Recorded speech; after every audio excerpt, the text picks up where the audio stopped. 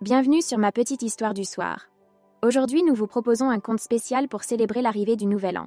L'histoire d'Héloïse vous emmènera dans un voyage poétique et inspirant pour découvrir la véritable signification des vœux et des promesses que l'on se fait à soi-même. Si vous aimez les récits magiques qui touchent le cœur, pensez à vous abonner à notre chaîne. Laissez un like, partagez cette histoire avec vos proches et n'hésitez pas à commenter vos propres résolutions pour la nouvelle année. Dans un petit village niché au cœur des collines enneigées, vivait une fille nommée Héloïse. Elle aimait les nuits d'hiver, où les étoiles semblaient plus proches, presque à portée de main, et où les lumières des maisons scintillaient comme des rêves à demi éveillés. Mais cette année, quelque chose la tourmentait. Alors que tout le monde préparait le réveillon du Nouvel An, Héloïse se sentait lourde, comme si un nuage gris flottait au-dessus de son cœur. Les années passées, elle avait toujours attendu ce moment avec impatience. Les rires, les feux d'artifice, et surtout les souhaits pour l'année à venir. Mais cette fois, elle ne savait pas quoi souhaiter. Elle se disait « À quoi bon faire des vœux si rien ne change vraiment ?»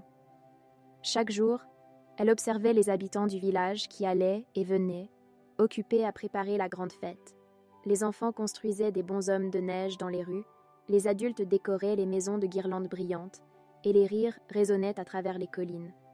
Pourtant, Héloïse ne ressentait pas cette joie qui semblait envahir les autres. Elle avait le sentiment que quelque chose lui manquait, mais elle n'arrivait pas à mettre des mots sur ce vide. Une nuit, alors que tout le village dormait, Héloïse sortit discrètement de la maison. Elle s'enveloppa dans une cape chaude, en prenant soin de ne pas réveiller ses parents, et marcha jusqu'au grand chêne qui trônait au sommet de la colline. Ce chêne, ancien et majestueux, était le gardien silencieux des saisons qui passaient. On disait qu'il avait vu des centaines de nouveaux ans naître sous ses branches. Les habitants du village racontaient que ses racines retenaient la sagesse des années écoulées. Sous la lumière froide de la lune, Héloïse posa la main sur le tronc et murmura « Si seulement je pouvais savoir ce que l'avenir me réserve. » À cet instant, une brise légère fit bruisser les branches du chêne. Un craquement doux se fit entendre, et soudain, une lumière douce émergea entre les racines. Héloïse recula, impressionnée, mais la curiosité l'emporta. De cette lumière naquit une petite figure lumineuse, un esprit semblable à une étoile vivante. Ses contours brillaient d'une lumière changeante, tantôt blanche, tantôt dorée, et sa voix, lorsqu'il parla, résonna comme un ruisseau au printemps. « Pourquoi es-tu si inquiète, Héloïse ?» La jeune fille hésita, puis avoua « Je ne sais plus quoi souhaiter pour la nouvelle année.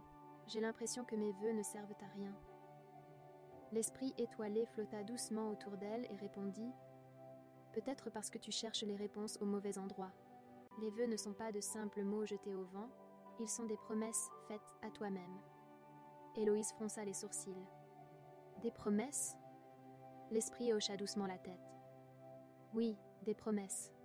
Viens, je vais te montrer. » Avec un geste délicat, l'esprit fit apparaître une vision dans le vent. Devant Héloïse défila l'année écoulée, comme un film projeté sur la toile de la nuit. Elle se vit rire avec ses amis lors des premiers jours de printemps, danser sous les feuilles d'automne, mais aussi pleurer lorsqu'elle avait échoué à accomplir un projet qui lui tenait à cœur.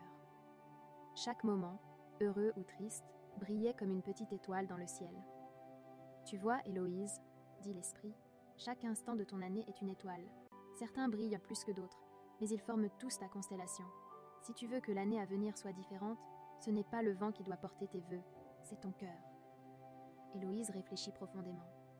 Mais comment savoir quoi souhaiter ? Parfois, je ne sais même pas ce que je veux vraiment.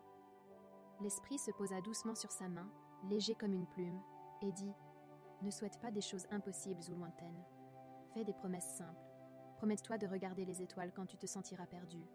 Promets-toi de sourire chaque matin, même si le jour semble sombre. Promets-toi de tendre la main à ceux qui en ont besoin. » Ce sont ces petites promesses qui éclairent le chemin. Héloïse sentit son cœur s'alléger, comme si les mots de l'esprit avaient dissipé le nuage gris. Elle leva les yeux vers le ciel. « Alors, je me promets de ne jamais oublier la lumière, même dans les moments sombres. » L'esprit sourit, et ses contours brillèrent plus intensément, comme s'il était fier d'elle. Il s'éleva doucement, retournant se nicher dans les branches du vieux chêne. Avant de disparaître, il murmura « Rappelle-toi, Héloïse, le nouvel an n'est pas une page magique qui se tourne. mais une occasion de prendre soin des étoiles que tu portes en toi. Le lendemain matin, Héloïse se réveilla avec une énergie nouvelle.